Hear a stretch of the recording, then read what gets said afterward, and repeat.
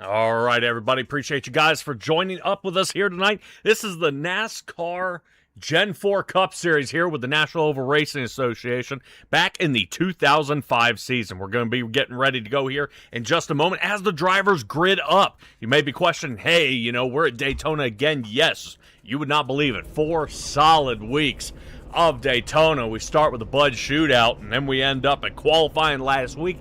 This week is the Gatorade 125, so everybody who did an awesome job last week and qualified in a decent position, the only drivers that are locked in are going to be Kevin Ballmer and Josh Conover. Conover will be racing in the dual number 2 when we're going to see him go ahead and just race out there and help get his teammates move forward. You notice the 81 sitting up front there of Kevin Ballmer. It does not matter how he finishes tonight. He is locked into the number 1 spot and will be starting the Daytona 375 here with the National Oval Race Association.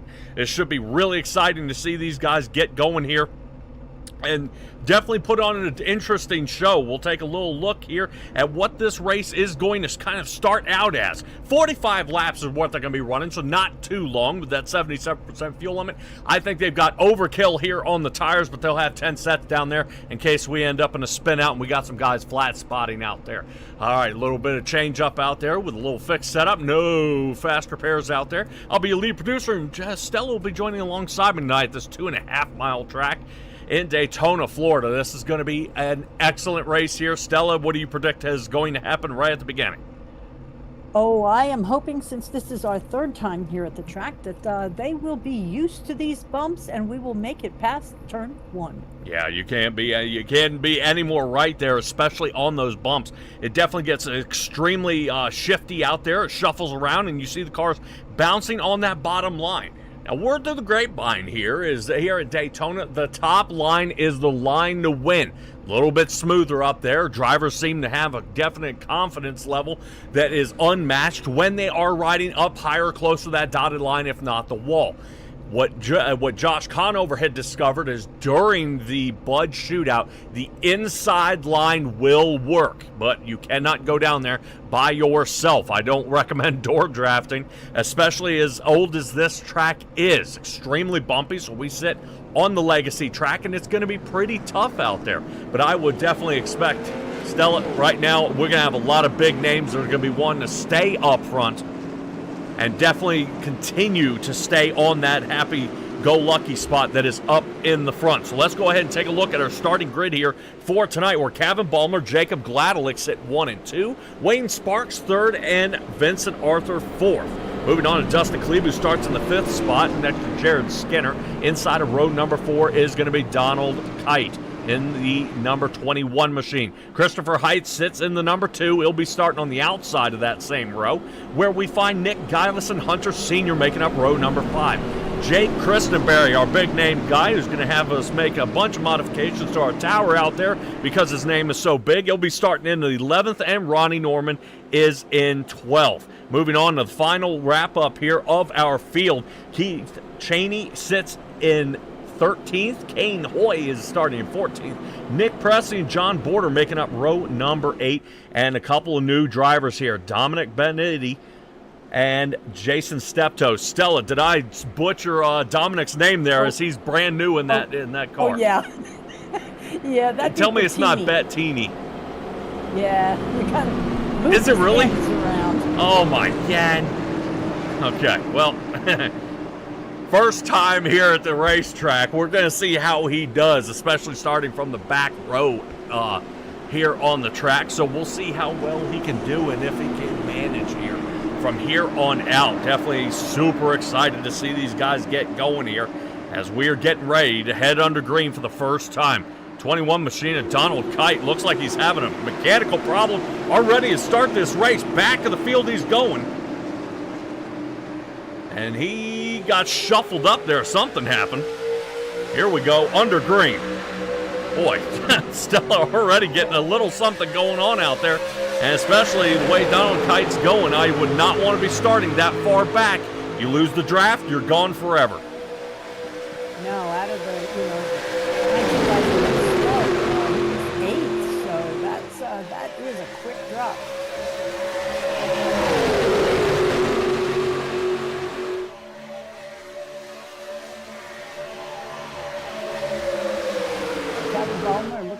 spot. Jacob Gladelick giving him a little push on that high line. Let's see if Vincent Arthur ends up coming up and tagging on. But currently it looks like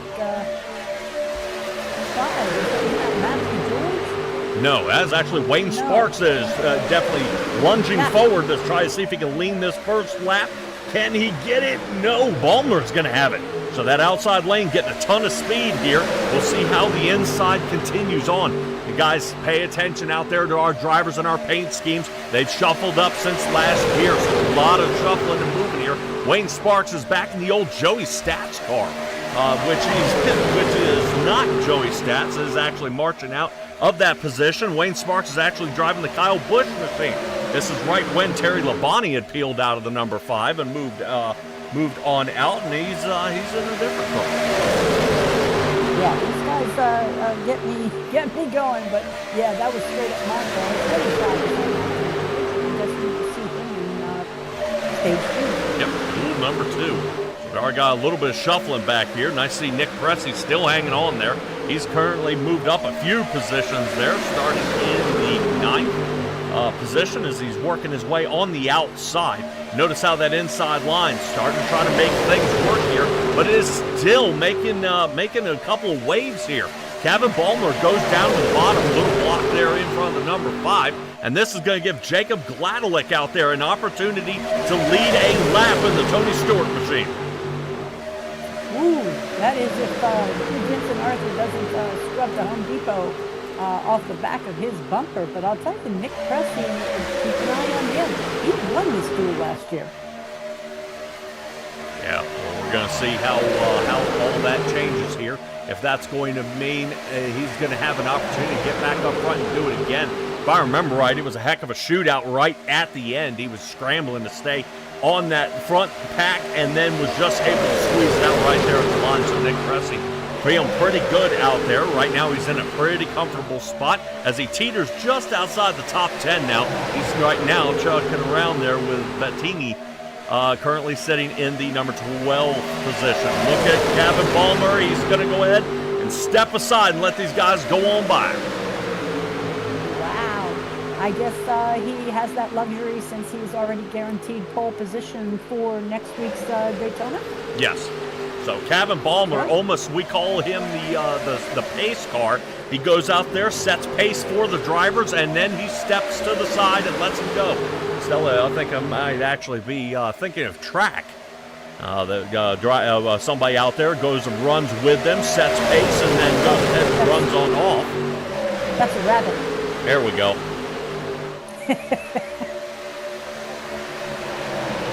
There we go. We got a good 3 up front there, sticking nice close together. Yep.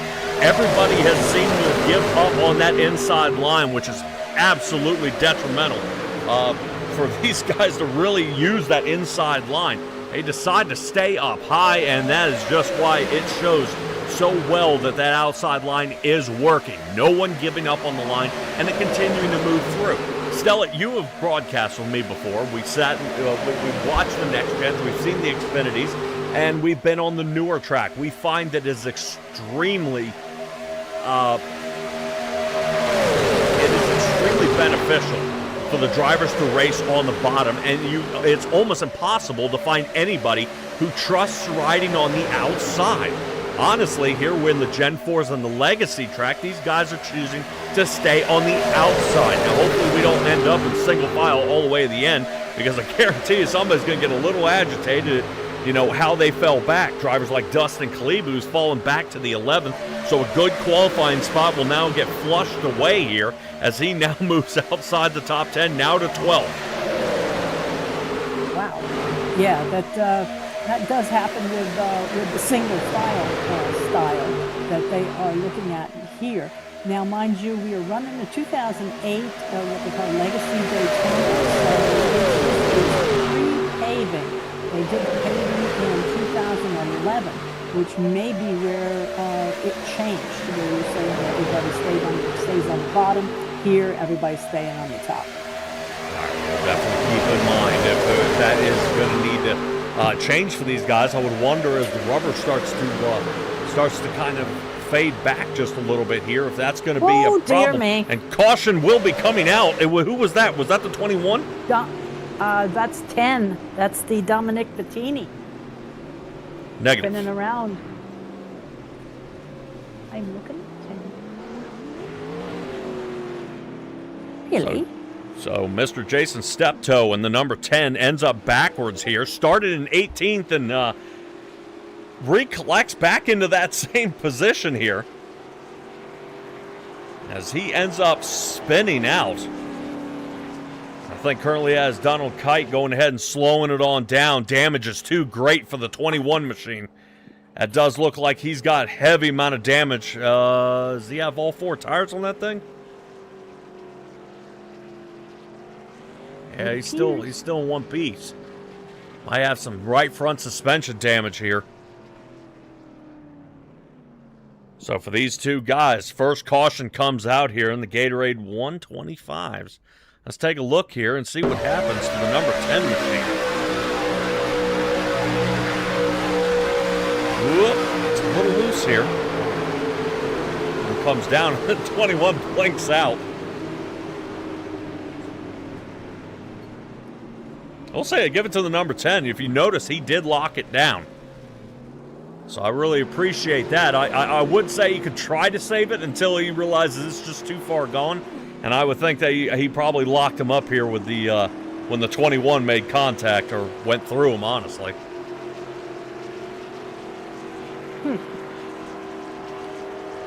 21, that's one of our newer drivers also, Donald Kite. Yep, rookie here in this league. Take a look at it from the top side. And you notice how number 10 getting a little loose here. Kind of comes across the nose. If I'm not mistaken, I think that was Nick Geilis. He came across the nose of there. So we'll double check on Geilis, see if he's got any damage to the Ford Taurus, and he does not. So good for Geilis. He'll be able to continue the charge forward. You may remember Nick Geilis actually rotating out there in the number 12 Ryan Newman car last year. That's not the case this time. He is now hanging out in the 28 machine.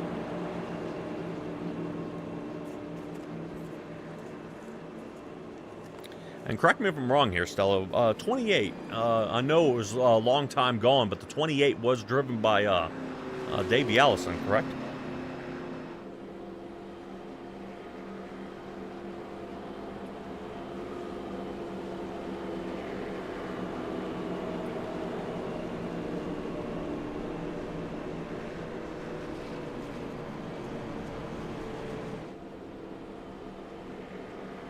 So we'll see how all this kind of fares here. Stella sits there and battles a little bit of some issues out there. All right, checking out there with Jay. Yep, okay, just making sure. I thought Davey Allison was in the number 28. Pit stop does come a little bit early for some. Breeding everybody out of pit road is going to be Vincent Arthur with a 647. Looks like he takes fuel and gets back out there. Jared Skinner sits in 8th. Hunter Sr. 9th. Nick Pressey in 10th. So these guys get back up there. Yep, Ricky Rudd. But Ricky Rudd, he was in the, wasn't the Tide machine, was it? No, Rudd was staying in the Haviland. All right. Which car number are we looking at? We should be looking at the number, who are you talking about? The 28? Yes, I had a major. Yeah, the Nick Geilis car. Okay, thanks. Yep.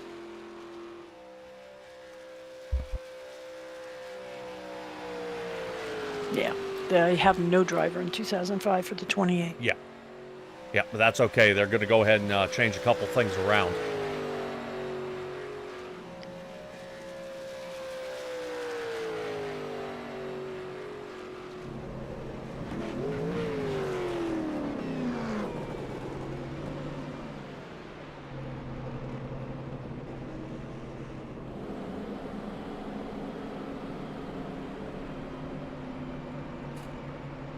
All right, everybody, 28 there of Nick Geilis. If I'm not mistaken, looking all the way back, although the 28 run by, from Jay out there saying Ricky Rudd and Davey Allison, it looks actually like a Darrell Waltrip paint scheme out there with the Gatorade car.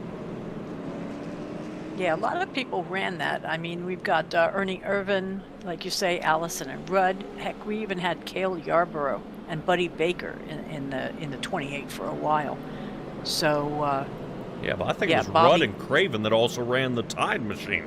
But that thing changed, I think, to the 10 car, I think. Yeah, it's been a little bit. But I like these guys bringing it on back. Nick Pressey. Oi. Hey, how's it going, dude? So Nick Pressey out there sitting in 9th currently. Pressey actually decided Nick Pressey, it may have taken 2 tires here, maybe on the outside, as he went ahead and had a pit stop for about 10 seconds.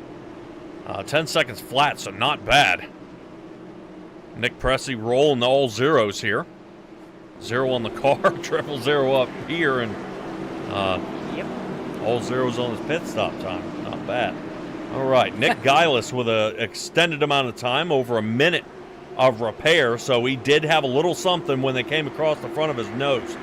Jason Steptoe and Donald Kite are 2 new guys here to the league. We're going ahead and getting some repairs done. They'll be down there for the last 5 minutes to try to get it done.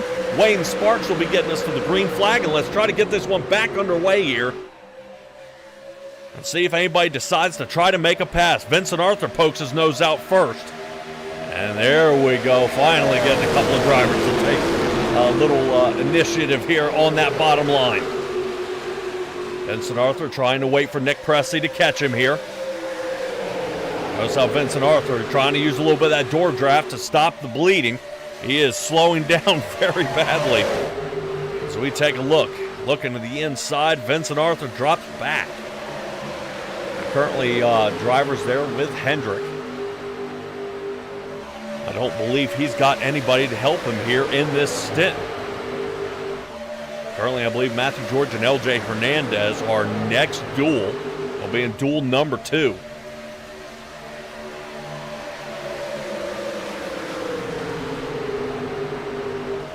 As they keep this going. So take a look at Kaliba here to the inside. A little unusual to see Kaliba outside of the red car. I know, guys, it is going to be mind-blowing even for us here in the booth. The crazy stuff we see going on out there.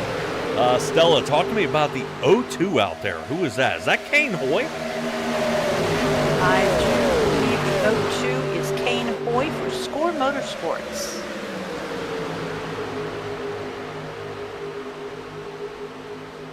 All right. He's driving in the Brandon Ash car.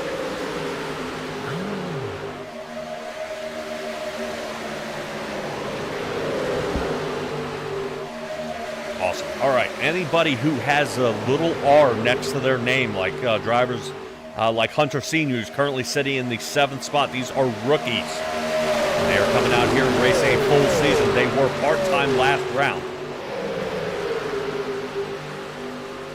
And they'll shuffle around and see how it goes. Now, Stella, with only 45 laps here in the entire duel here, Fuel is looking to lean about 33 laps maximum here, assuming they could probably get a little better when they're in the draft. But interesting. Drivers who came down and pit, it actually might be a really good call here. Yeah, even if they didn't need any repairs, just to stock up on that fuel. Yes. Yeah, so drivers like, okay, Jared Skinner, I knew Vincent Arthur, John Porter, some of those guys came down for fuel and they went back out there. Now, that would stretch them to about lap 42.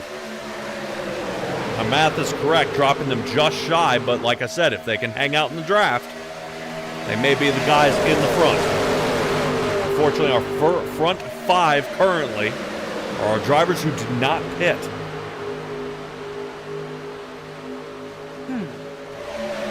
Jason Steptoe able to get his car back in one piece after 7 minutes of repairs. The number 10 car is going to get back out there onto the track. Can't say that about number 21 of Donald Kite yet. Nope. He's been down for 8 minutes and 45 seconds, and he's still working on it. Yep. Just as Donald Kite gets ready to nudge the edge of 9 minutes, he's feeling pretty heartbroken at how his race went. Remember, he went through that car, kind of blinked out there, and I don't know how much damage he did or did not receive. But it does seem to apparently be rather extensive. All right, still continuing on. Wayne Sparks being unchallenged here by Jacob Gladelick. Christopher Height sits third. Dominic Bettini sits in the 4th position in the 01 Chevrolet. And Jake Christenberry in the 11th, sitting in 5th. Still charging forward for these guys. Let's see if they can get anything else rolling here. Tell me about what happens here.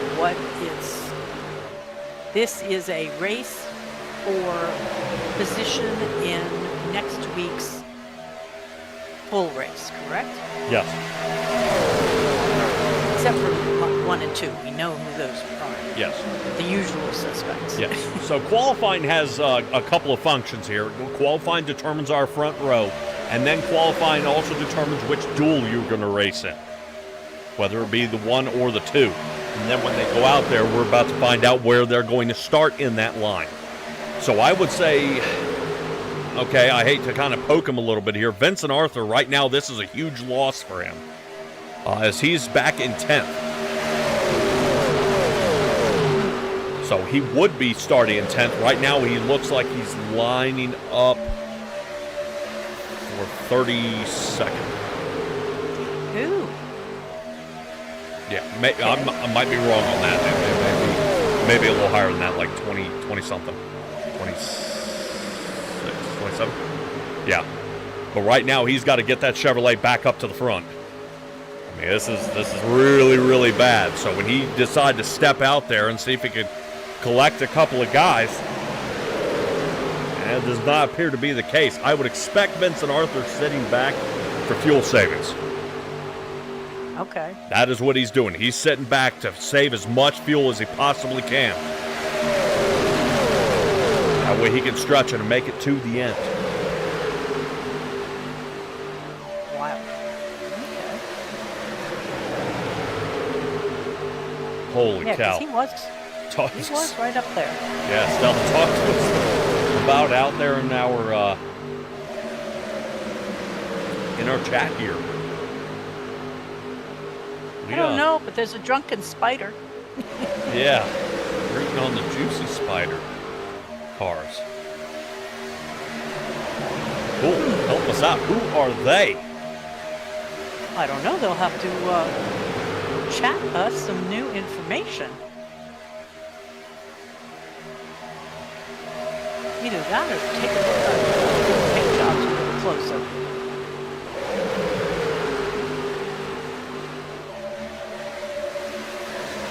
Yeah, but even some of these guys out there who are able to do custom paint schemes, they do custom make the old paint scheme.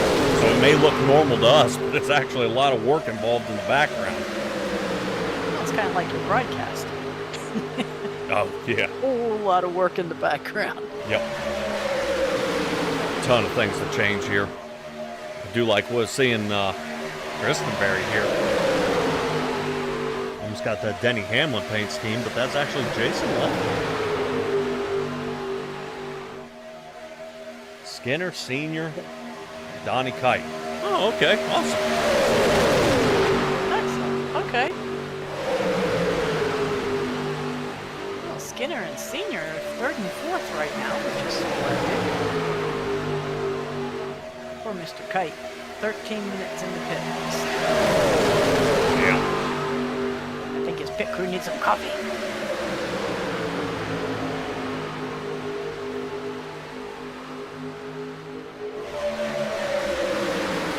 I was wondering, and races like this where nobody really is testing here, anybody's making a comeback. Notice with the inside line starting to drum up a couple of drivers.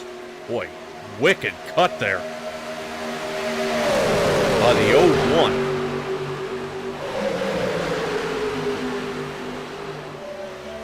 Really aggressive there, leaving that out, that inside line. Tucks in behind Vincent Arthur. Vincent Arthur's now picked up a few positions. Now back up to 7th.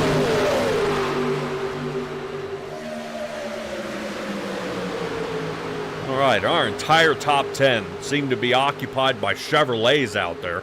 The only Ford is Jonathan Borders in the 43. He is currently running for Petty Enterprises this year. Nice little change up that we had last week. So he shifts to a new team. Still, everybody has a couple of different schemes and different things that they'll be doing here in the next couple of weeks. He's the Cheerios car, yes? Yes. All right, Jeff Green's Cheerios.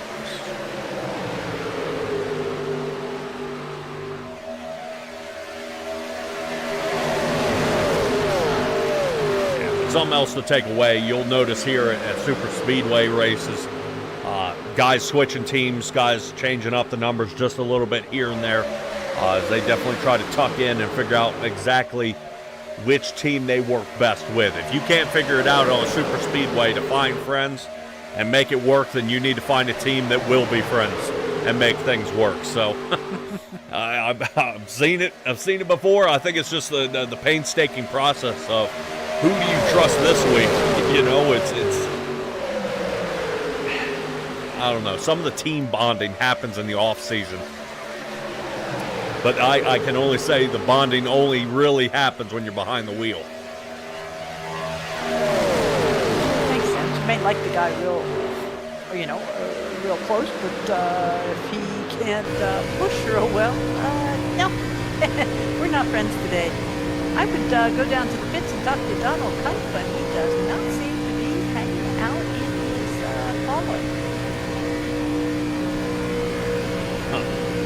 That's all right. We're taking a ride along here with Hunter Sr. Started in 10th, currently sitting in that 4th position.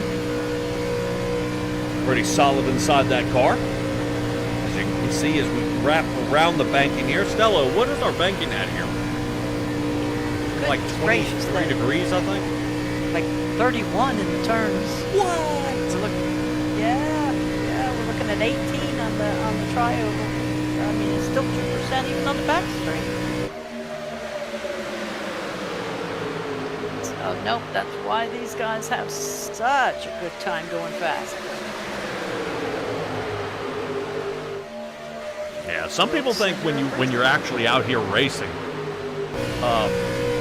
in a car on a super speedway, everybody thinks it's a pretty brainless run. Everything just kind of falls in your lap. Everything comes together. You make things work. Not the case. I've got to say, as rough as this track is, as much as these guys are moving around, as we can see Nick Presley right now, who's currently sitting in 5th. Well, he's wobbling all over the track. So he's taking up about a lane and a half there. The fellas in the cockpit, sometimes their hands are just left, right. It looks like they're doing a crazy slalom course just to try to keep it straight on the road with all these bumps and dips. Yep. Well, our top 9 seem to be in good shape here. John Border is being in the very last spot, but remember I was talking about losing the draft. 7 seconds back, we find Kane Hoy. Ouch. He's leading a couple of cars here. Kane, Jake Christenberry, and the number 10 of Jason Steptoe. I've got to say, if you aren't worried about your qualifying position, and I'm not saying anything about Jason Steptoe here, if he is now on your team, time to learn how to start bump drafting. There's no doubt this is a great time for the 2 or 3 of you if he is named to a team. I'm not saying he's named to this team, but this is a situation where this is exactly what you want to do. You want to find time between the 2 or 3 of you, go out there and start working as a team, because come race day, it's all going to matter, and there's no guarantee a single one of you are going to make it to the finish line by the end. It's going to be very, very tough. And we'll definitely have our eyes peeled to see who is going to come out of this one. Right now, with only 19 laps left to go, we still are watching Wayne Sparks and Jacob Gladelick in the front. Gladelick hasn't moved from that position. He led a couple of laps here so far, but everything rather unchanged.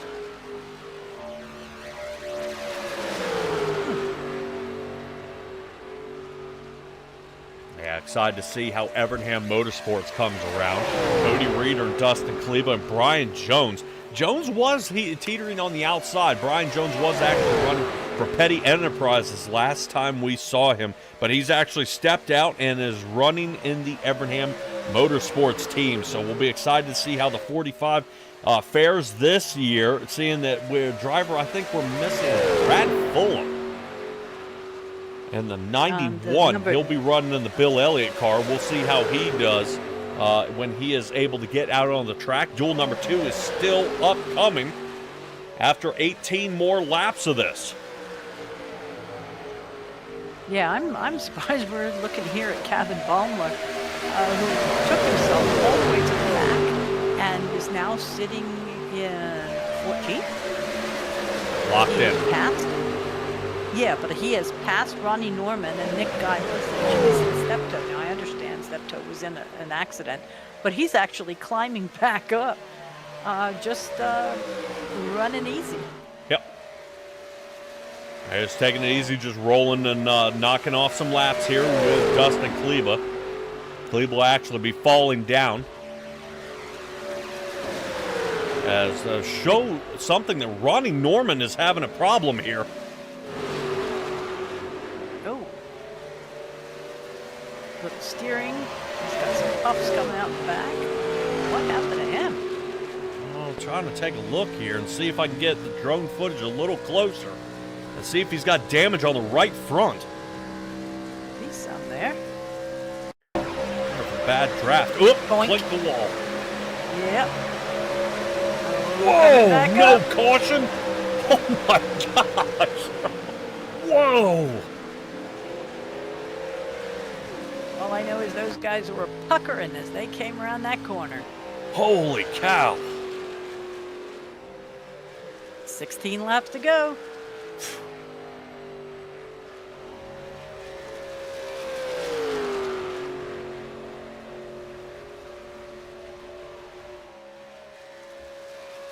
He looks better. Almost no worse for the wear. Maybe it just rang his bell a little bit.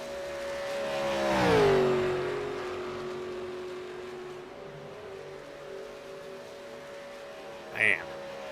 I just... I'm still baffled by the swinging back up the track. Like no one clipped him. No, it was wonderful. Not the back up the track. Everybody else part.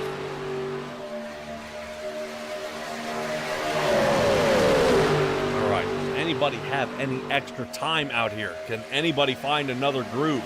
Will there be another battle here at the end? Now 30 laps down, 15 to go. Hold our breath here. I would like to see these guys get up to the front. Let's take a look here. Dominic. He is up 10. Another one that's up 10 is Nick Pressey, who's also set the race lap record so far tonight. Fastest lap, 47.762. I know Nick Pressey would like to be able to go back to back here. Oh, he wouldn't. Yeah, because that would end up setting him up on the second row to start the race, which is a very comfortable spot.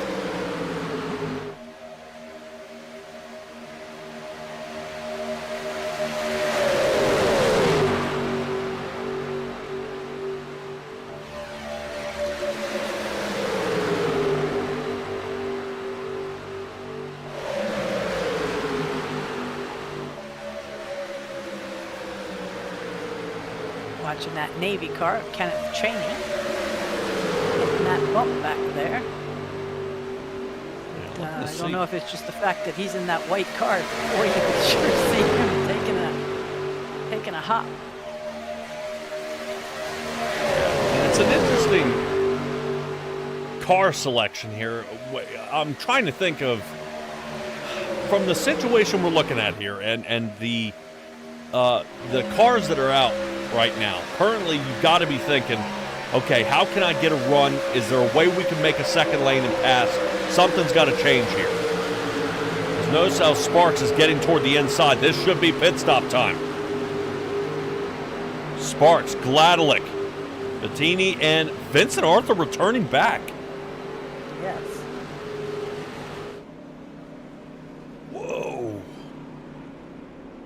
All right, well, definitely a good stretch of way back. Whoop, come on, John. There we go.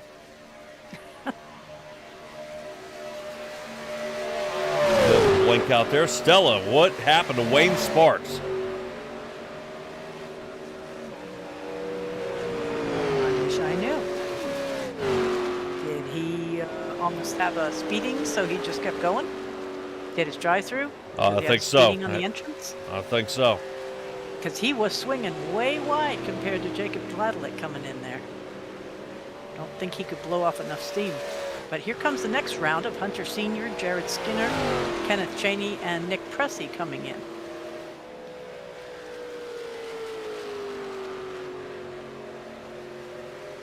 I've always wondered if you speed in the pit road, can you just hammer it down all the way to the end without being penalized again? I don't know about that. Well, hopefully nobody tries this season. Wayne Sparks trying again. Down pit road he comes. Leave it to you to ask, though. Looking for that extra. Kenneth Cheney having an extended pit time here. We are looking at 40 seconds so far. Yep, black flag for Cheney. And 45 seconds is when they should be able to release him. There he goes. That's it.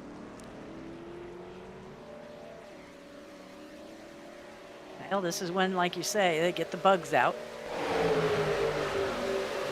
Like I always say, you guys have to practice not just racing on the course. Some of these races are won and lost going down pit road. Yeah, I'm just... Practice. How did Vincent Arthur have to pit again? And that part I can't compute. 5 seconds is how long he spent in the box. Nick Pressey spent 5.27. He also had to pit a second time.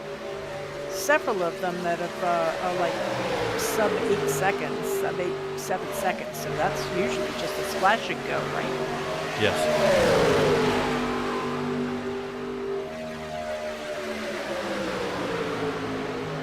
So 3 drivers, well, 4 if you count Nick Geilis back there in the 12th spot. Kane Hoy, Dustin Kleba, and Kevin Baumler. Those are the drivers that came down on lap number 8. 2 Fords and a Chevy. Are going to try to hold out there. I'm wondering if they're going to try to see if they can stretch it to the end. Currently, Kane Hoy thought was out there all by himself, but he does have the advantage of a 16.5 second lead. That's kind of nice. Yeah. Not enough to make a pit stop on his own, but that's kind of nice. But we do have 3 cars. Is that our 3 cars for second, third, and fourth? Actually, no. No. No. What do we have? We're looking at the 02. So this is actually, well, yeah, like I said, a little confused because that should actually be the 28 there of Nick Geilis, who's a lap down, who's the 3rd one in that pack.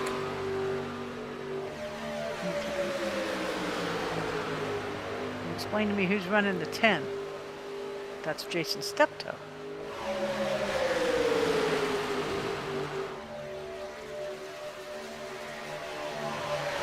Okay, so maybe there's... Yeah, okay, so Steptoe is out front. Kane Hoy's sitting in the center. Okay, so Jason Steptoe is 5 laps down. Hoy's in the center, in first, and Nick Geilis is 1 lap down behind him. Right. He is in the catbird seat. And he is actually putting distance. Absolutely.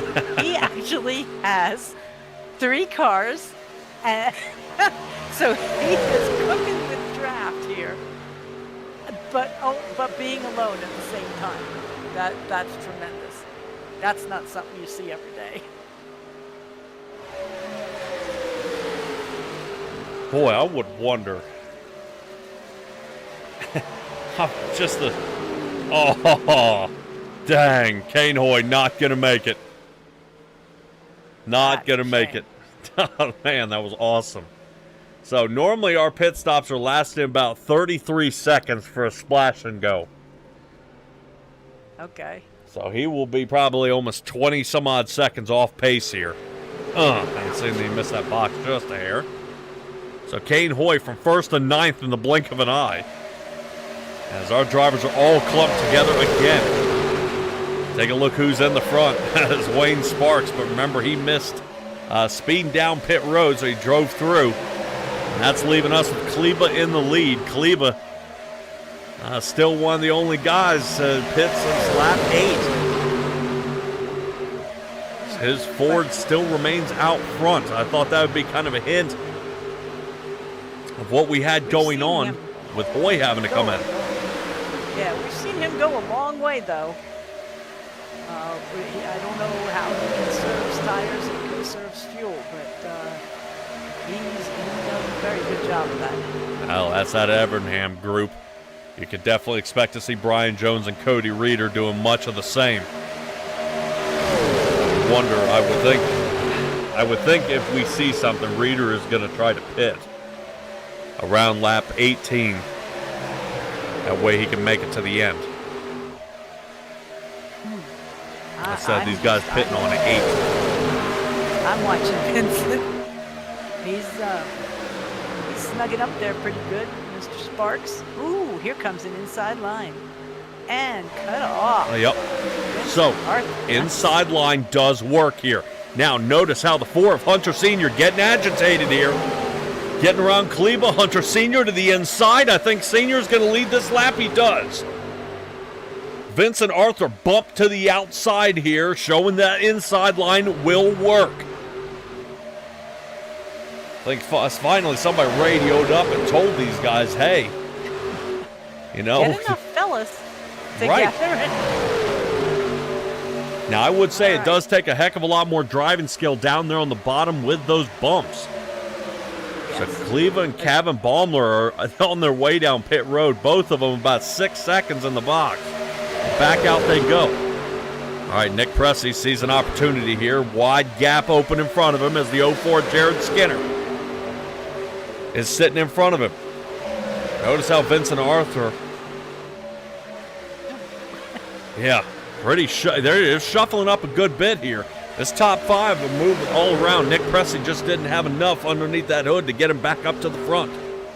No, and if he doesn't snug up pretty soon, he'll lose that draft. Yep.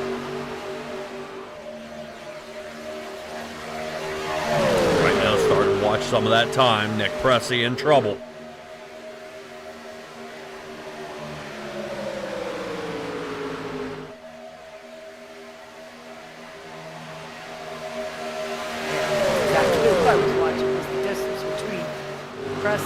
Pressey and Gladlick is he's getting a little bit of it back. He's at 3/10 there, and he's cut that in half. There we go. So what he's doing is he's sitting back, and I think he's figured out how to build a run. He knows how far he can go back, and he can step on the gas and really get a run up to the front, and then maybe a push. Vincent Arthur noticing that, and Gladlick trying to push him. Hunter Sr. His tenure in that number 1 spot is over. He falls back to 4th, but he's going to battle Pressey for it. Finally getting a little action here in the front as we wind down with only about a lap and a half to go. Yeah, they got to stay off that paint, though, boy. You see them hit that bottom apron, and the whole back end will let loose. Yep, Gladlick and Vincent Arthur way out there. Vincent Arthur able to pit twice here tonight and is still out there in front. Crazy work here by the 24 Chevrolet. All Chevrolets in the top 5 here. Vincent Arthur leading them. Currently, Jacob Gladlick sits second. Hunter Sr. looking to see if he can get a run here. Taking a look to the outside. The 20 car is deciding to stay inside. He gets bumped. Out he goes. Vincent Arthur making a block. Senior slices back to the inside. Exactly what you want to see. Here comes Senior, going to ride him up the track. Vincent Arthur now going to be heading to the back, but he's going to door draft. Down there on the bottom, he holds them off on the bumps. Notice how Jared Skinner has him right here and is trying to hold him dead to rights. It's going to be shootout here to the line. Can he get him right at the bottom? Here comes Nick Pressey. 4 wide at the line. Here it comes Vincent Arthur. Woo! My goodness! Jacob Gladelick for second, and it looks like Nick Pressey ended up getting that third spot. That was a finish. Oh, that was a finish. My goodness. So Jacob Gladelick did actually finish right where he started in second. Nice job. Nick Pressey coming up 12 places to finish in third, followed by Jared Skinner and Hunter Sr. in fifth. Boy, that 04 and 4 team really gave it a shot. Yeah, it looked like Hunter Sr. almost had him dead to rights there. And then all of a sudden, Vincent Arthur is able to come back and attack again. Yeah, I thought he had it with that slingshot boy coming out from behind Vincent Arthur, but nicely done. A little bit of offense, a little bit of defense.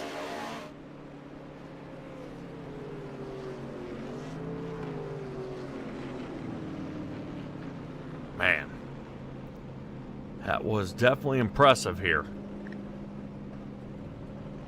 Take a look, by 10,000ths of a second, the 04. Not able to get over Nick Pressey there.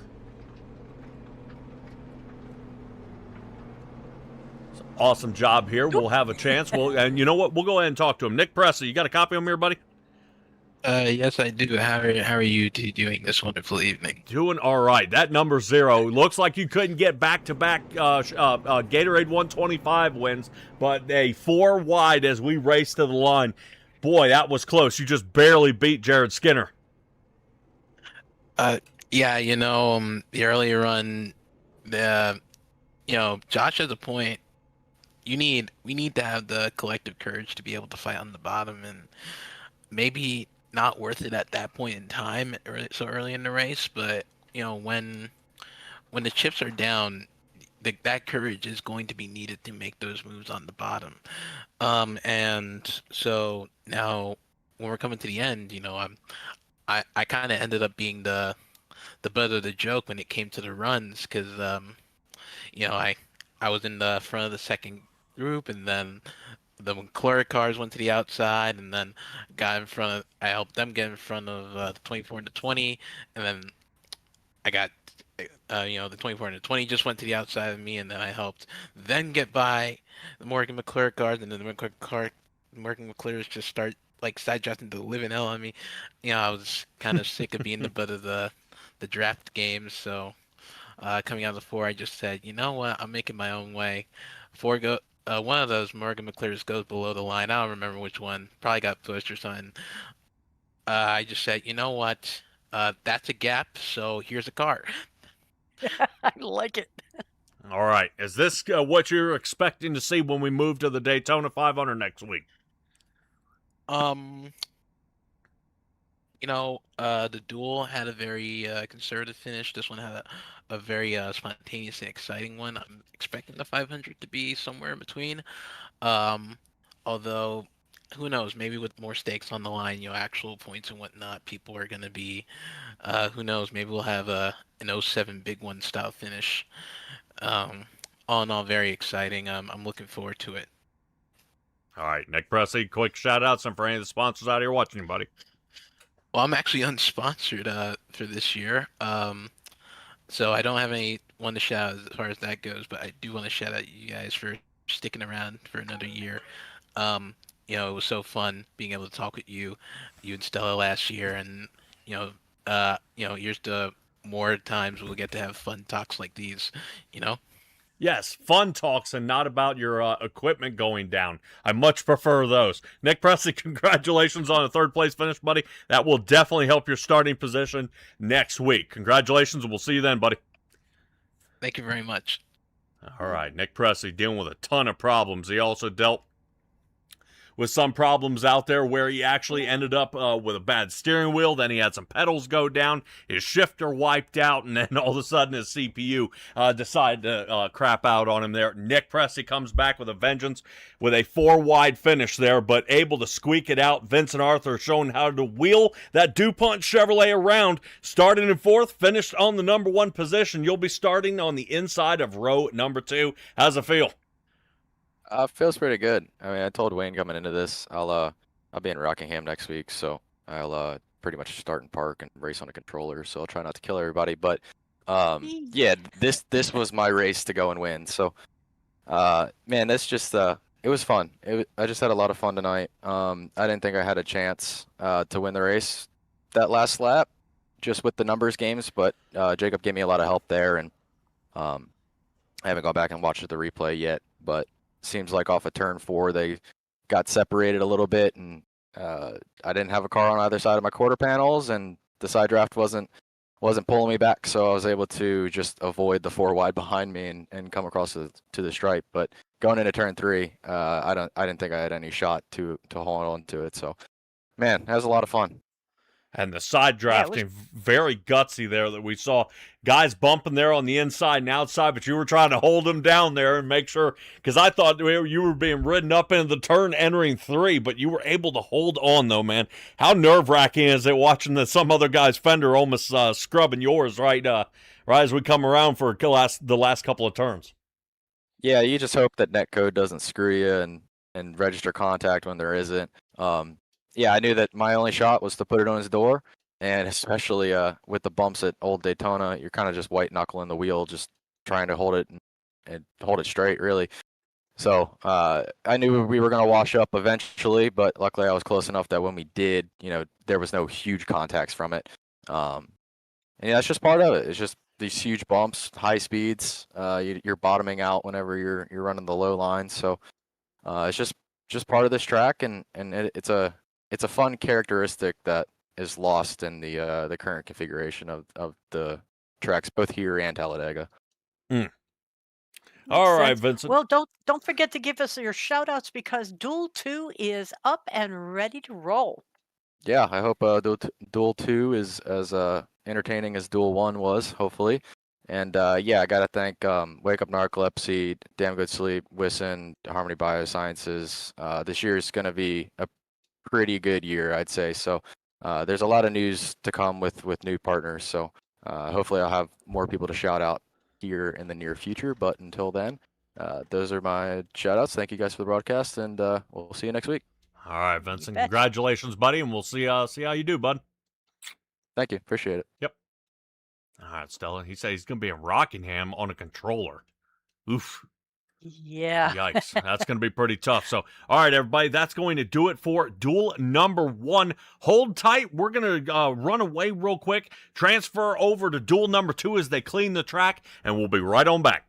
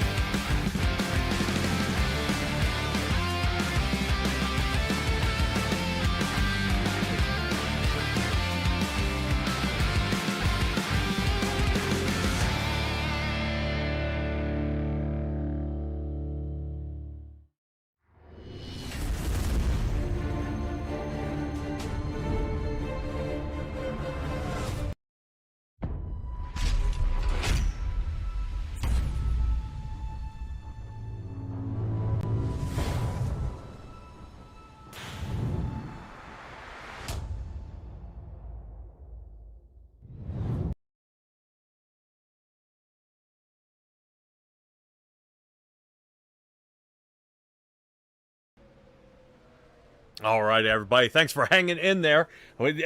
If you'd like to sponsor the National Oval Racing Association, I think that'd be a lot better than my little cutaway screen there, but we should be ready to rock. Drivers getting ready here for duel number 2. Stella, you have already seen 45 laps here. Vincent Arthur pulling off the win. What an awesome job. So he'll be starting on the inside of row number 2. He's going to be having to hold his breath, though, when he does get all the way to the end there. But I've got to say, who's going to be starting on the outside of row number 2 is where we're going to find out who's going to be lining up behind Josh Conover out there, as Conover will be actually racing here.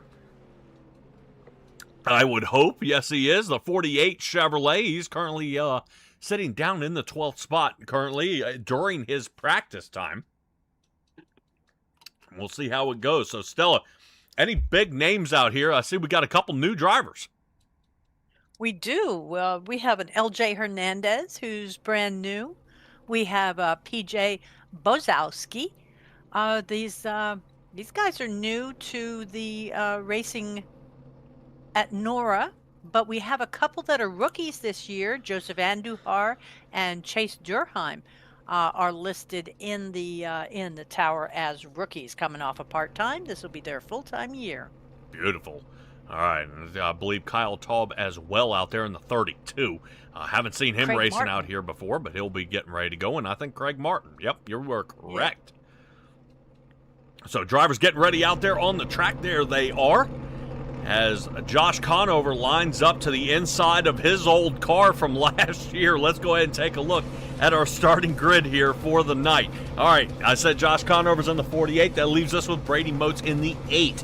Moving on to Matthew George, who sits 3rd. Craig Martin is sitting in the 22. He'll be starting on the outside. Cody Reeder and Kyle Taub. Row number 3 for Kyle Taub. So we'll see how Chase Durheim sits in the 7th position next to Ryan Housden.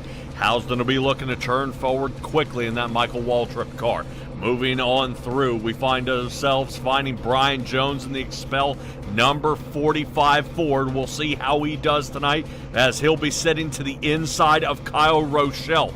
Nothing against Rochelle, but that's going to be a rough run to get past him, because Rochelle does not like giving up positions. Moving on back here through the rest of our field, where Joseph Andujar sits in the 11th spot next to LJ Hernandez. You'll notice him out there in the CarQuest 84 machine. The 88 driven by Dale Jarrett. It'll have Nick Ham in there next to Dalton Tucker in the number 3 and PJ Bozowski in the 31. Looks like a Robbie Gordon machine to me. He'll be starting in that 15th spot. Stella, this is going to be a rough race for all drivers and even the people in the booth up top watching this entire race to make sure they're going to mind their P's and Q's here. How do you think they're going to fare, and do you think we'll see exactly a finish like we saw in the Duel 1? I think we're going to see a lot more activity during the race on that lower line. Josh Conover is a big contributor as far as saying the bottom does work. So let's see whether he goes ahead and makes that happen in the middle and during this race. If so, we're going to have a lot more activity than we did in the last duel. Yeah, I've got to admit, I expect to see Josh Conover give up on that lower line, because I believe the half of the guys behind him will. You can't survive out there by yourself, so it's going to be pretty tough out there. All right, who is in the what looks like the old Caterpillar car? Dog. That should be Craig Martin. We got to get him with a number on the side of his car. And hopefully we'll get him squared away. Just notice he's got the dog teeth on the front. Yes. There we go. That's the Scott Wimmer car. Craig Martin running for Bill Davis Racing. All right. He must have black numbers on the black car. Bummer, dude. That's all right. We'll go ahead and get this underway here in just a moment. See a 31 starting to warm up those tires there in the back. I expect to see Chase Durheim after a good run that he had. We talked to him a little bit during qualifying, super fast, but then a few other guys had kind of smoked him out, so it did push him out just, I think, outside the top 10 to get started. Stella, if I'm not mistaken, was it 13th it put him? I am unable to confirm because they took away my finishing lineup. Okay, well, consider everybody where they were. Multiply it by 2. That is where they finished. So he should have been 14th is where he actually ended up qualifying. So Josh Conover.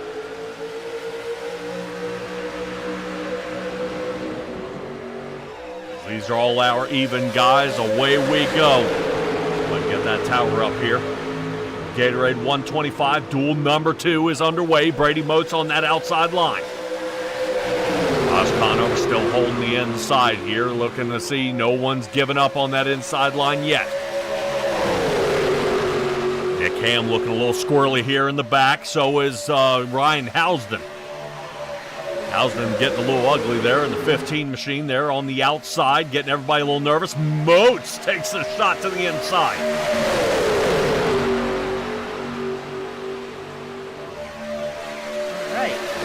Josh Conover doing a little bit of the Chick Hicks here. Mike Kachiga around him, but he is not doing it yet. He's sitting there. Right now, Matthew George tucking in right behind 1, 2, and 3. Moats, Conover, and George. Tony Reeder's not slouching off either. He's quite in behind there.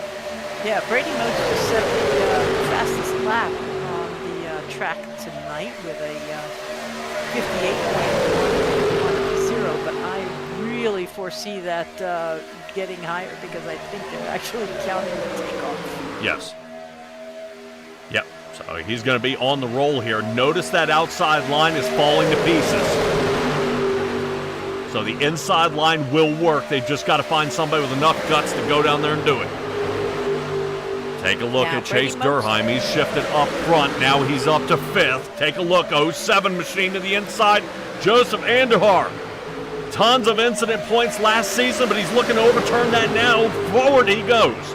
Huge run here by Andahar. We'll see if he decides to slide to the outside as he's continuing to pull Nick Ham with him. Yeah, this is a lot nicer. It's dual file, at least, on this duel number 2. Yeah, take a look at the 31 out there of Bozowski taking the outside line. He's going to try to lead the charge. That's going to leave the spot open for Chase Durheim. Let's see if he can help push him forward. Dalton Tucker gives up. To the inside he goes. So notice, inside line. And Conover, I think, doing this to prove a point. Point taken. Yeah, that the inside line will work. As duel number 1 was all outside. This race is all inside. Yeah, now looking on that outside line, number 3, Dalton Tucker, that was our winner for Duel 2 last season. Brady Moats came in 3rd, so those are 2 I would venture to say let's eye out for this race. Yep. Now Dalton Tucker slid up 9 positions here so far, now to 5th. It's been pretty good here for Dalton Tucker as this charge forward seems to be working out very well. Outside line, now going ahead and passing Cody Reeder.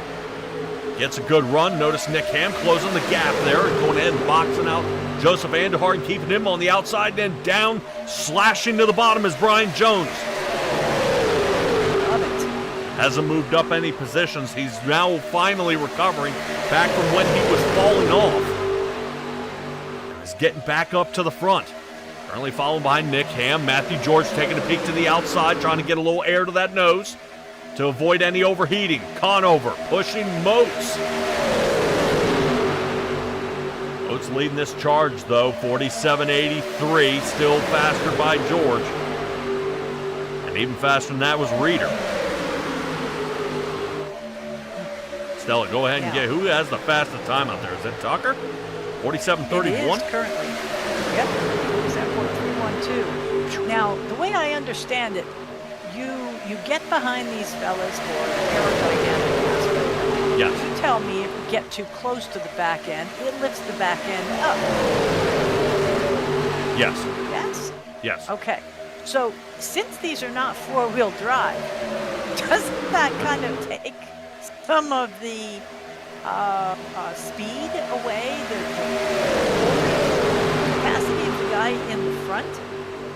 Yes. Since now he doesn't have as much weight on the front. Yes. Yeah, he's actually losing downforce. Yes. So, which will actually help him increase his speed. Increase the speed. Yes. Okay. Downforce is pushing down on the back of the car. If I can actually Right. get it to go from his wing and instead of ride down the deck lid to the rear bumper, if I can actually have it go off of the rear Over the spoiler next to guy. his hood or to his windshield and then over top, that it actually releases the downforce pressure I had that I didn't need in the first place, and I can actually go faster. Okay. I thought it Yeah. would like reduce the power to get enough traction.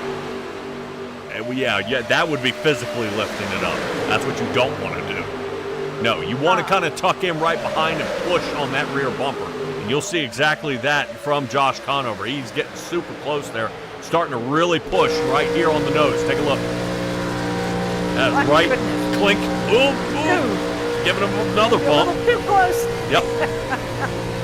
So as Conover's No. giving him a nudge there, so that's what you do is you give him a little push and then you back off. You do not want to push him around the turns because during the turns, that's where you need the downforce. So if you are pushing him through the turn, that's when you have a chance of the guy's rear end coming up and away he goes. Okay. You'd be lucky if it doesn't take you too. So you see Conover trying to poke to the side a little bit here, puts right about that middle of his hood right at that right rear tail light there.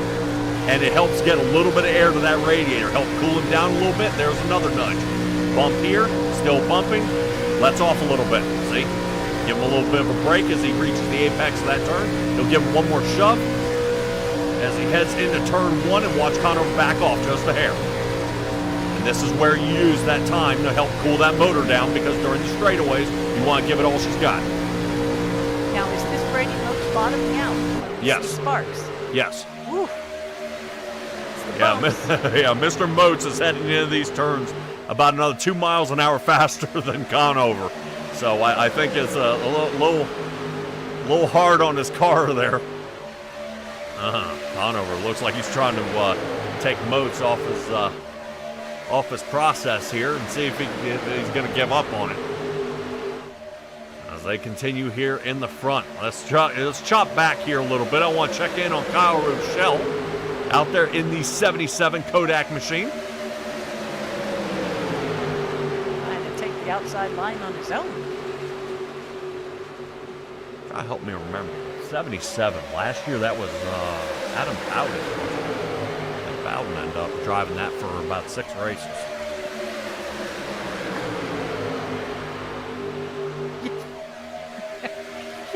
You were asking the wrong person if you know it. Dalton Tucker is trying to find a fast lane here, but not having any luck. Now, Joseph Vanderhaar was playing up there in the front for a bit, or up with the front guys, and now he is all the way back here in 14th. What is the 32?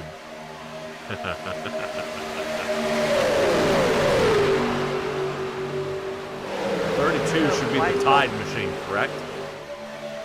Why is Dalton Tucker way out here?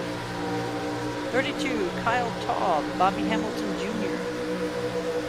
It's his name on the car? Well, it says Tub. Yeah, or Tubby. I'm sorry. From far away, it looks perfect. I just noticed, hey, wait a minute. That ends with a B. That's not right. Oh, Now, it man. makes me wonder, we are not spelled incorrectly, are we? I mean, T-I-D-E. No, I wouldn't his think. name. Okay. No. Whee! Oh, Whoa! sorry. Wow. Look like Brian Jones let go of the wheel. I know. I thought we had a mechanical disconnect. Yes, as he went out there. Okay. My goodness. If he did, he saved it. Wow. All right, well, to the back he goes. Conover not doing what Ballmer did and hanging to the back.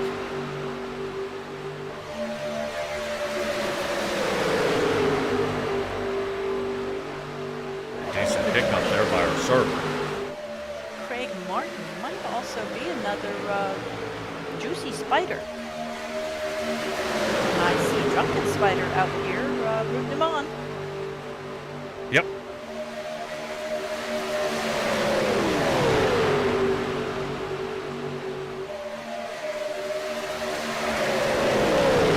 This juicy spider, I just think of one that's squished. Yeah, sure I that's was going to leave not it good. alone. Oh. Kyle Rochelle marching back to the back. Originally started in the 10th spot here. Qualified 20th. Let's see if he can gain some more positions here. Yeah, who's gained a lot is Nick Ham, actually. He's up 8, sitting in 5th place right now.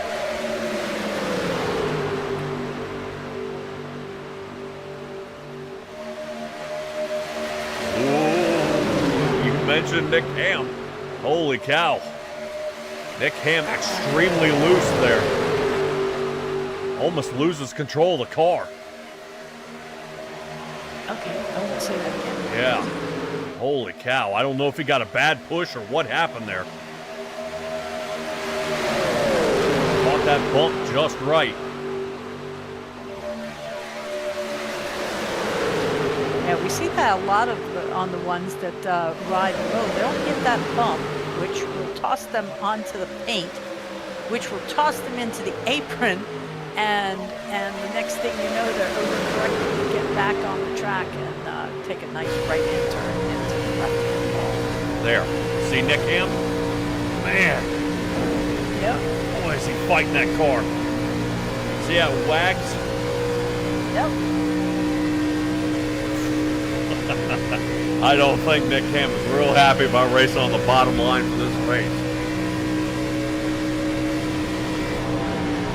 Can't be too sad. I mean, he's the only one that's up 8. Next closest is Dalton Tucker, who is up 5 places from where he started. Yep, almost 15 laps with no caution here. Yay. Yep, like in the call here, we only had one caution there on lap number 8. And then a no-call caution on Really? another driver out there. That was mind-blowing. That guy was sideways and was not enough to call it. So iRacing throws all cautions here. No overridden cautions. Take a look at Dalton Tucker back there. Tucker still sitting in 9th. We see plenty of Dalton Tucker, and I'm sure we'll be talking about him a ton as he is last season's winner.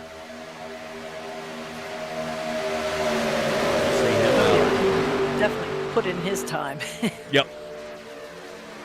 Alrighty, hanging here toward the back. Now 14 seconds off pace. Ryan Housden and Chase Durham.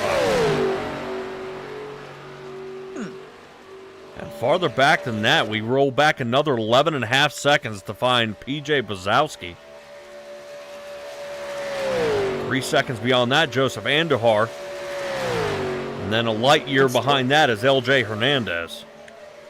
Still running with us, though. Yeah.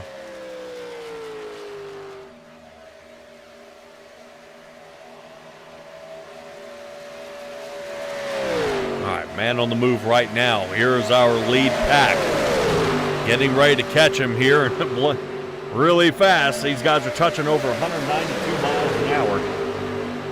Nice. Currently, I think LJ's about 15 miles an hour slower than that. So clumping together, Brian Jones connecting with the number 19 here, Cody Reeder. And Dalton Tucker starting to join the fight. We still have 28 laps to go. Don't get too frisky. Yep, coming up on the lap traffic here. Here's Brady Moats.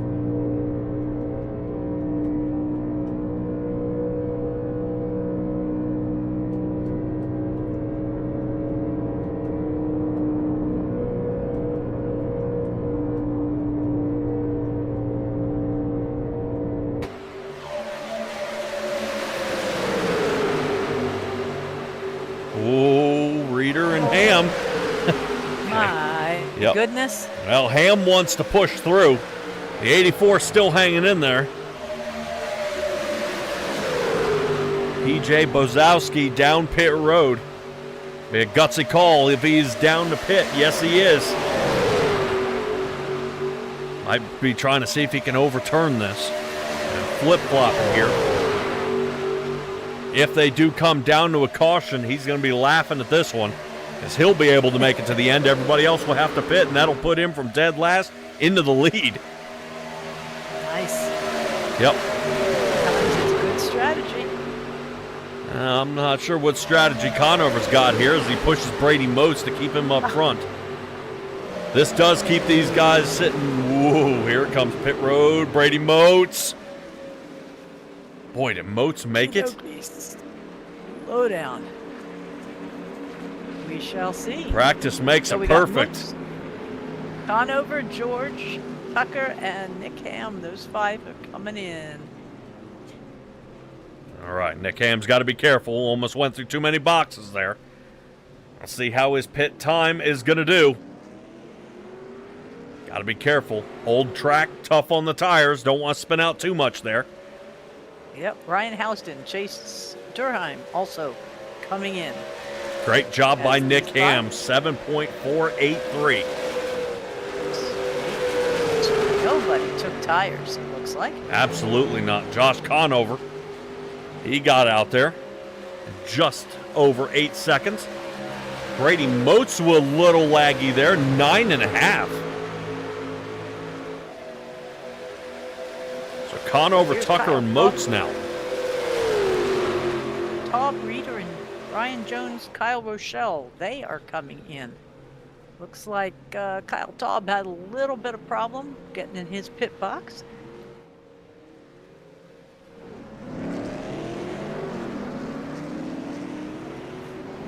Possibly Kyle Rochelle too. Yep. I hate it for Craig Martin here. He did not come down and pit. No. That's going to leave him 31 seconds out front. He needs to pit this time by, or otherwise he's going to lose it. Ooh, slow And down, he champ. is. Slow down. Woo. All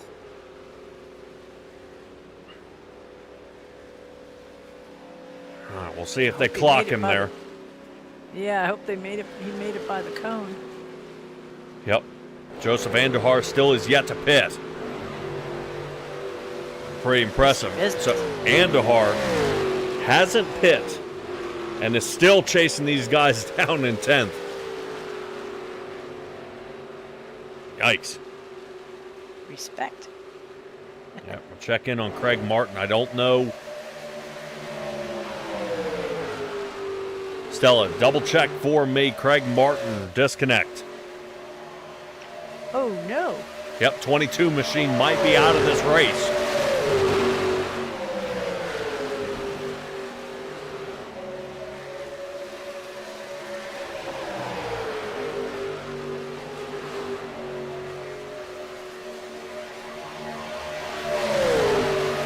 Yeah, he is not in the trailer.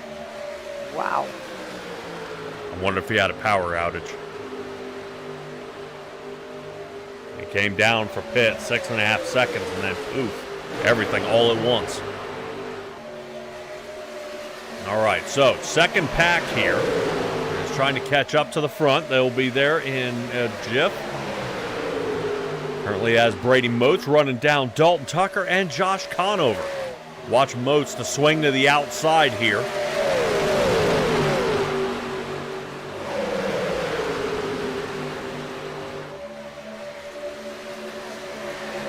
Get a run. Nick Ham starting to lose the back end here.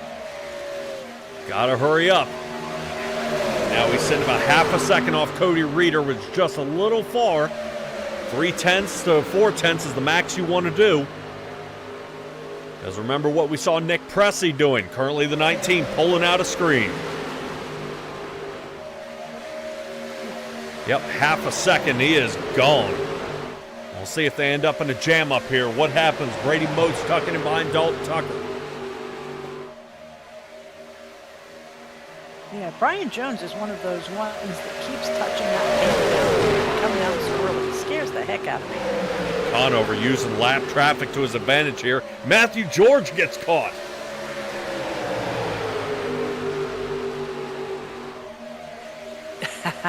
Matthew George trying to help PJ Bozowski get up to speed. Nick Ham scrambling still as he drops now beyond a second. Boy, that's a bummer. Nick Ham was doing a heck of a job here tonight. Still gained 6 on the night. But Dalton Tucker making it up. Remember, he did not qualify.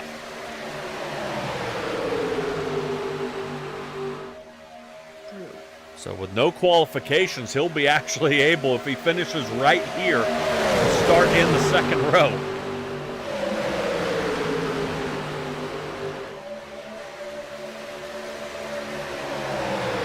Wow, and they are flying past Josh Conover. Is he waiting for one of his teammates? Yeah, it looks like it. Conover down to the back. Matthew George. Unless he got an EOL for something. Yeah, George trying to fall back just a little bit as Conover trying to get back up to speed.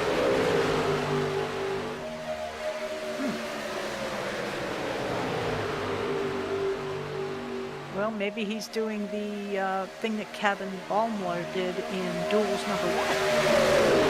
Just saying, okay, I've done my duty as a rabbit up front. Although he was definitely making a difference for Brady Motes doing the pushing.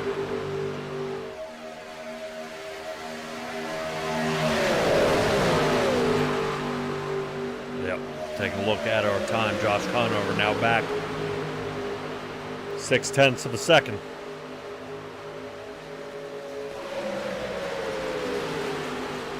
Yep, so it seems Conover takes himself out of the running. Matthew George, it looked like he radioed up to him and told him, hey, don't worry about me, you just keep on going.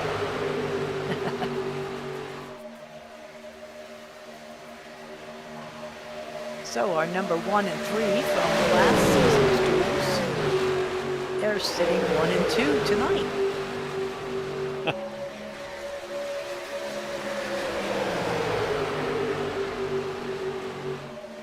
Crazy turn here for Brian Jones. This gives him an opportunity. Let's see if he can follow Brady Motes and get up front there. Yeah, his, if I remember right, his qualifying was kind of not great. No, not at all. Nope, 18th. Should be where he started. Definitely help.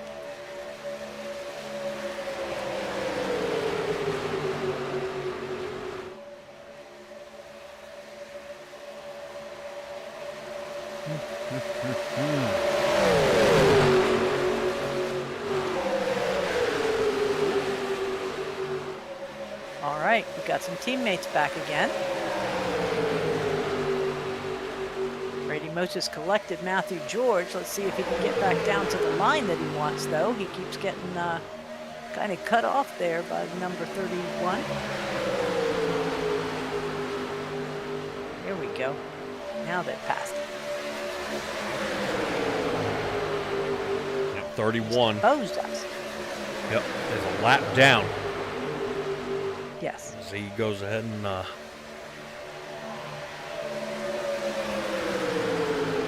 let's see if he can pile drive through here. Not having any luck. We're hoping Matthew George can come up with a plan here. Sit along here with Matthew George.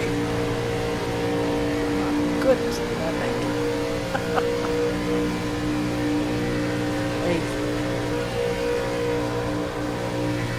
Now, this season, since we're talking about 1 lap down for Mr. PJ Lozowski, there is Lucky Dog this season.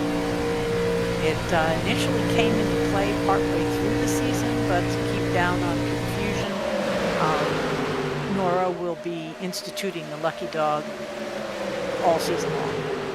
So if you do find yourself 1 lap down and you are the first in line. Wow, sorry. I was watching Brady Motes there. Yes, there's some wild cut in there. You do have the opportunity to get back on the lead lap. Yep, well, that did give an opportunity there for Brian Jones to try to make up some room. Brian Jones, a little smack there to Brady Motes. Yeah, my goodness. He's saying I'm up here. I don't know if your spotter can see me, but I'm up here.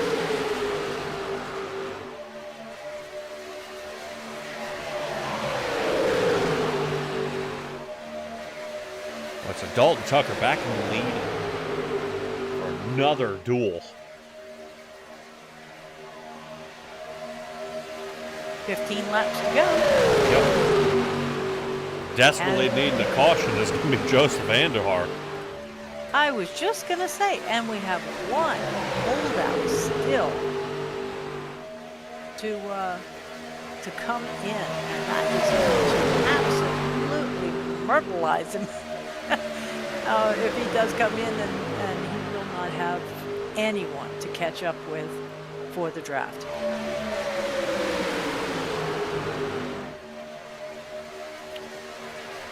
No, he will not. He's going to be struggling from here on out if he can't get a little help out there. Here's Chase Durheim, and we'll kind of roll back here where Ryan Housden is as well, and Kyle Rochelle. As we take a look at this trio hanging out.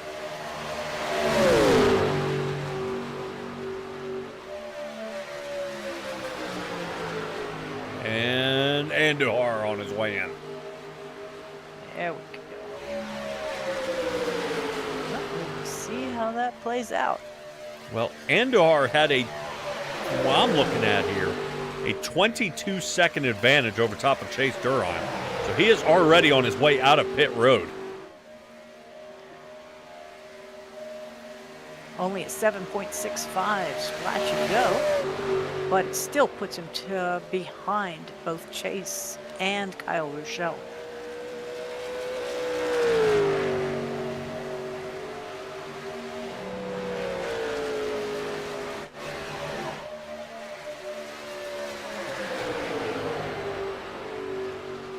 Boy, Kyle Taub here, currently sitting in 6th. He's going to be exactly where he qualified. If this is where he finishes, Josh Conover sitting right behind him. I believe that is the 84 out there of LJ Hernandez.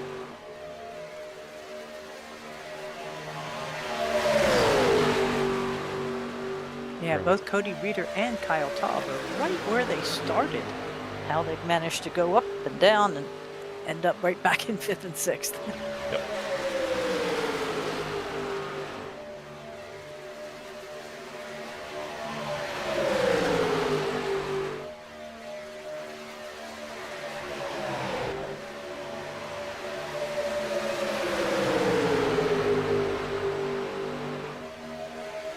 Twelve laps left to go here.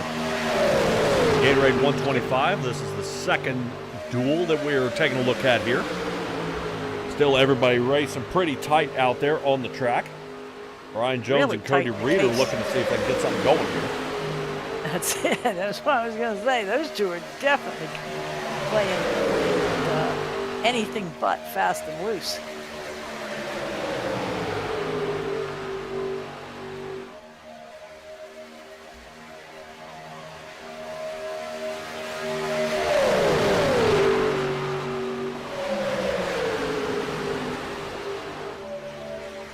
So, in Daytona, can we see one of those track maps that show where everybody is on the track? Yes. Okay. So these are our leaders over here on the west side. Everybody is spaced out though, boy. Yep.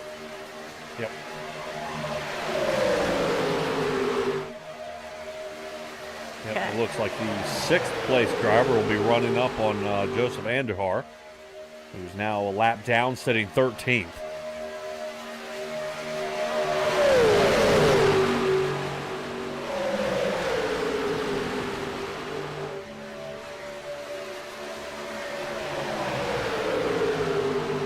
Yeah, so our top 5 are all crushed together. Then we have a whole 15 and a half seconds, almost 16 seconds before our next 2 drivers of Kyle Taub and Josh Conover. Again, another 15 seconds before we see Nick Ham in the 88. Then Ryan Housden. they've got a 3-car pack there. Ryan Housden, Chase Durheim, and Kyle Rochelle. Our fellas in the back have spaced themselves out accordingly. Probably play slalom with them. They got some space. A minimum of 10 seconds. All right, but we're going to kind of... Normally, I don't like hovering toward the top 5 here, but there's a lot of shuffling happening. Yes. Here in Brian the top Jones 5. Gives me a heart attack every time he's out there. That man can change lanes faster than a gray-haired old lady on the freeway. Just ripping. I don't care who's around me. I'm taking it. Yeah, not bad by Matthew George here. PJ Bozowski is learning a lot here about the league. He's getting first-hand knowledge of what it's like to roll with the guys in the top 5. About as nutty as it gets out there. And that's the 31 car I'm talking about.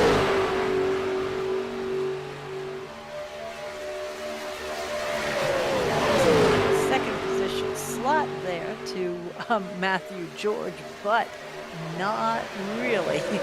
But he has managed to gather up his lead lap. He is actually back on the lead.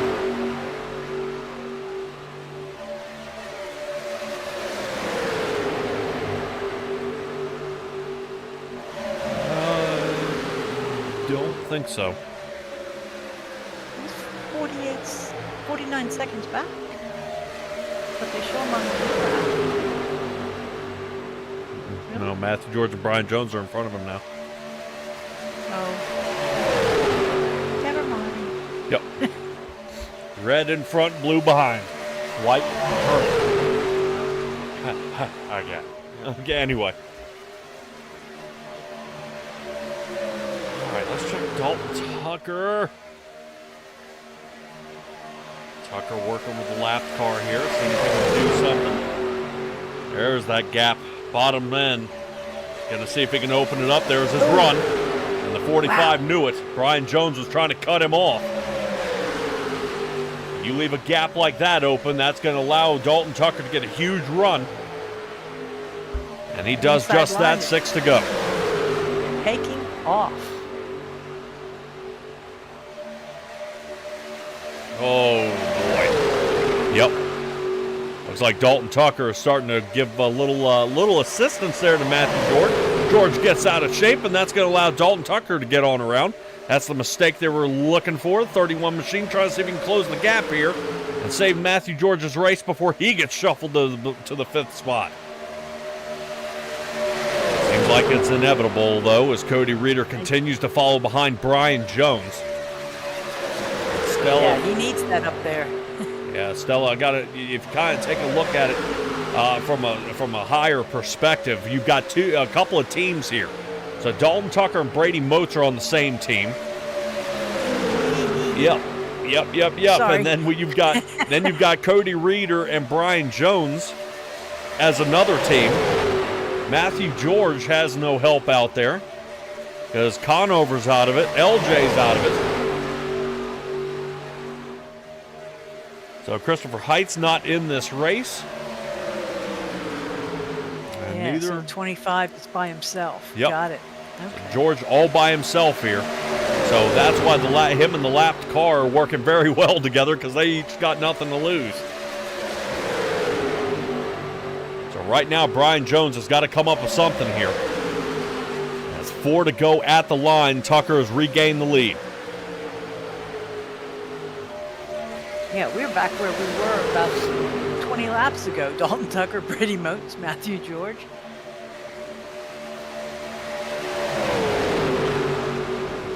Four laps to go. Splendid.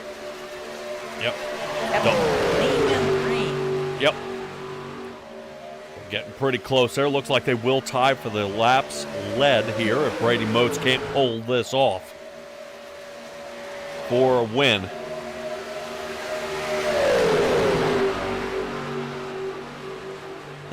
Dalton Tucker almost proving why it's not imperative to qualify.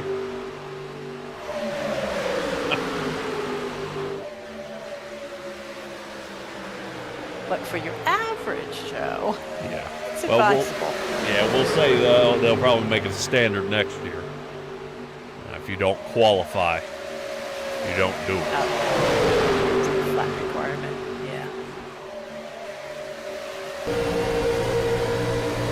All right, getting ready to run up on some lap traffic there. Yeah, Brian Jones giving Brady Moats a little bit.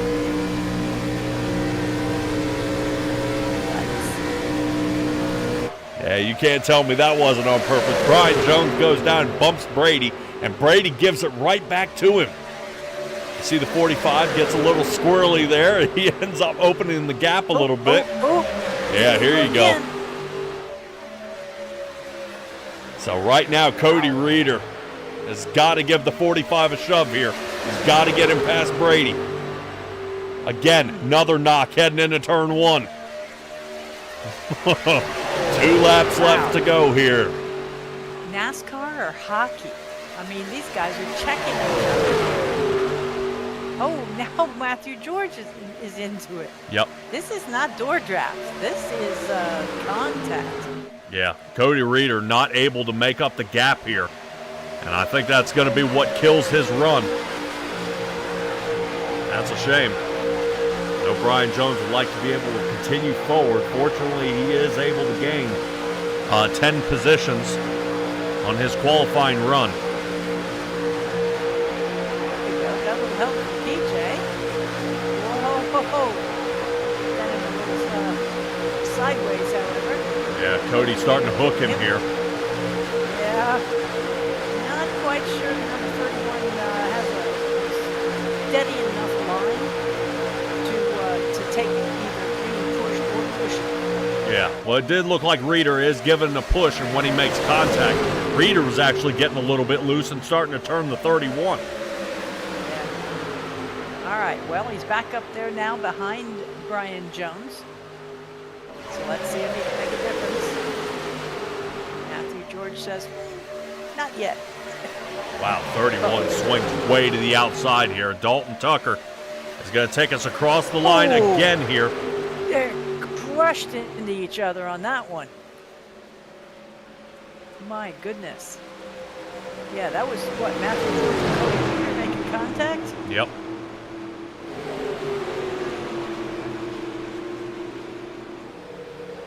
Look how close they finished.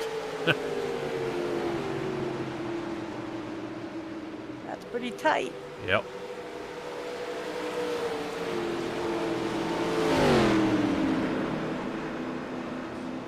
So, Dalton Tucker finishing first tonight, followed by Brady Moats, Brian Jones in his 45, Matthew George 25, and Cody Reeder in 5th, right where he started in his number 19.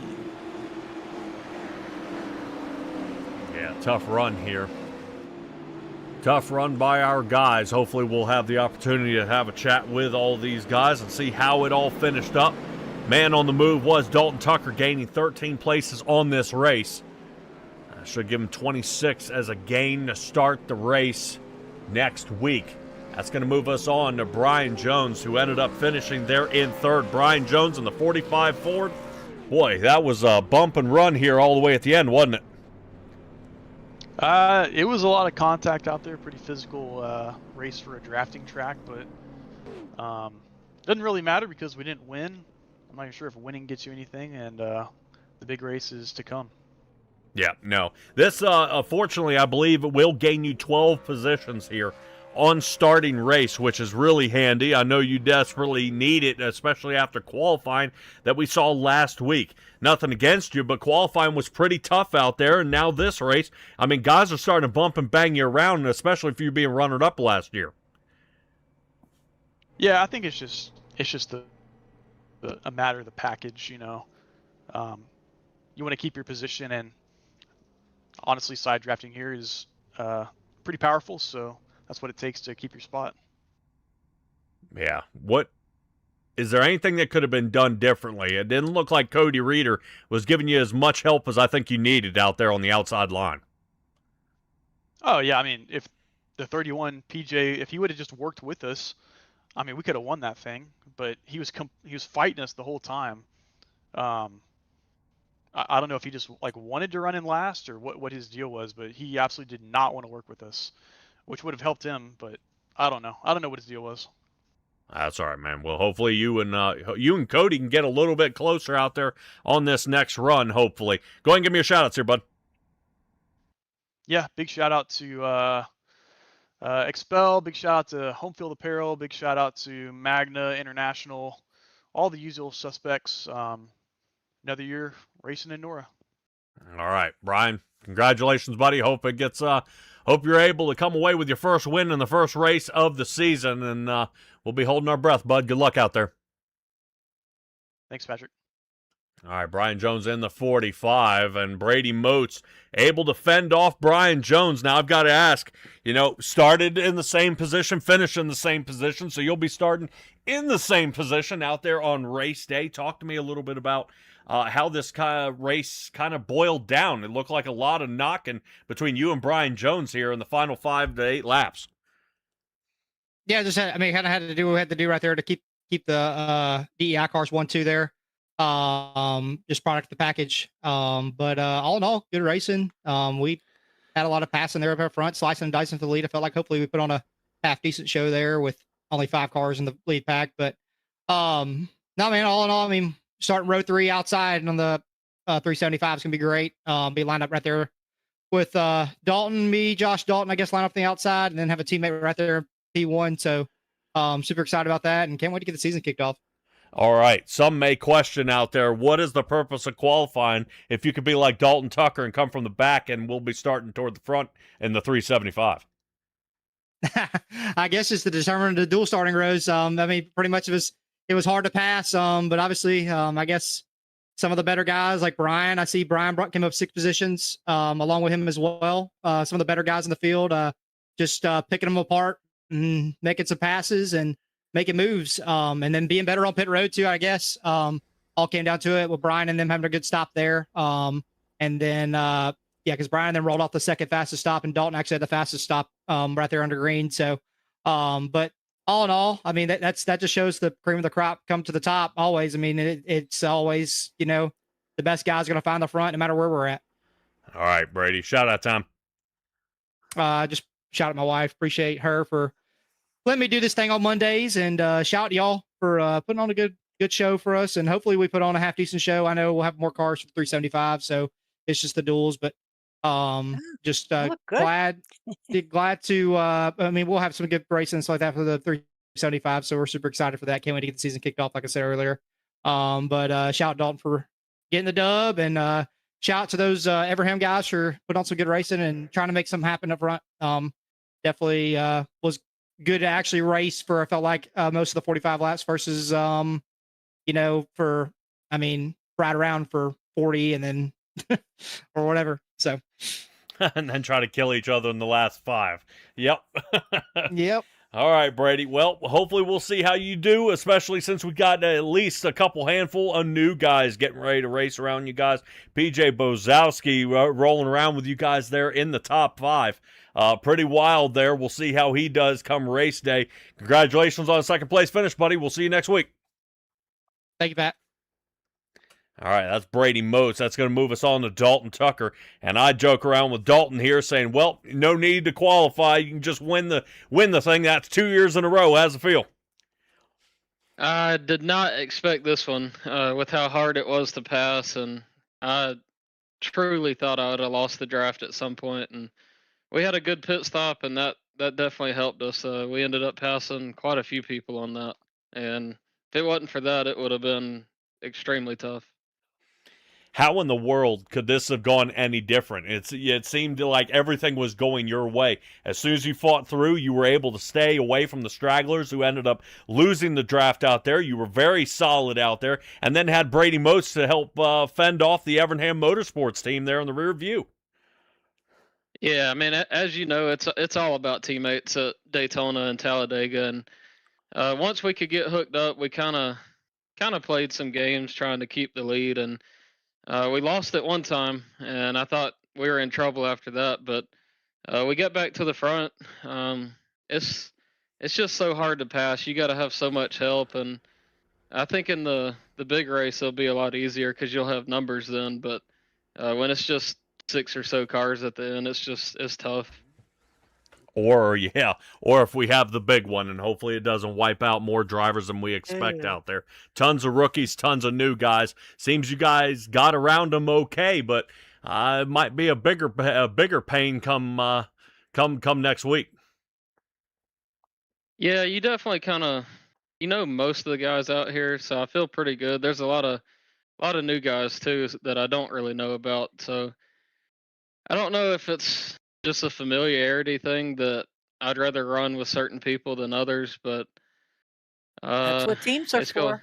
Yeah, it's gonna be tricky when the big one comes, and hopefully we can stay together as a team because it's gonna be important too. All right, bud. Shout out time. Definitely got to give a shout out to Brady. I couldn't have done that the end of that race without him pushing me, and it's pretty cool to see father and son type paint schemes getting first and second. So I can't beat that. Just shout out to the rest of the team. We'll have Kevin up front, and then me and Brady just right behind him in 4th and 6th. So maybe we can link up early, get Ryan back up here with us. As always, just appreciate y'all doing this. Might be a low card count for the duels, but I'm sure that was exciting, so can't wait to go back and watch it. Yeah, a lot of stuff happening out there, bumping and banging. But then the guys in Duel 1 taking it 4 wide for second place. That was pretty close. All right, Dalton, I got a feeling we're going to talk to you a lot more here during this season, seeing that you were the reigning champ of last season. So we'll talk to you, I feel, in the near future. We'll try to make it happen. All right, good luck out there, bud. All right, appreciate it. All right, everybody, that is Dalton Tucker there going ahead and finishing this one up. Not bad here. Stella, what do you have to take away from all this? Because this was a heck of a race, and it was a mess at the same time. Yeah, but I think they are going to use it as fuel for next week, knowing who can push, who can be pushed, and what line they prefer. It's obvious top and bottom is both viable.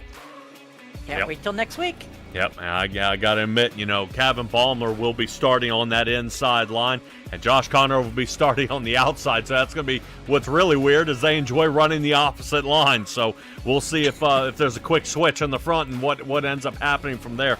But that's going to do it for us here at SimTraX Broadcasting. We brought you the Gatorade 125's here tonight in the National Oval Racing Association, the Gen 4 Cup Series. Be well, be safe, be kind. We'll see all you guys next time.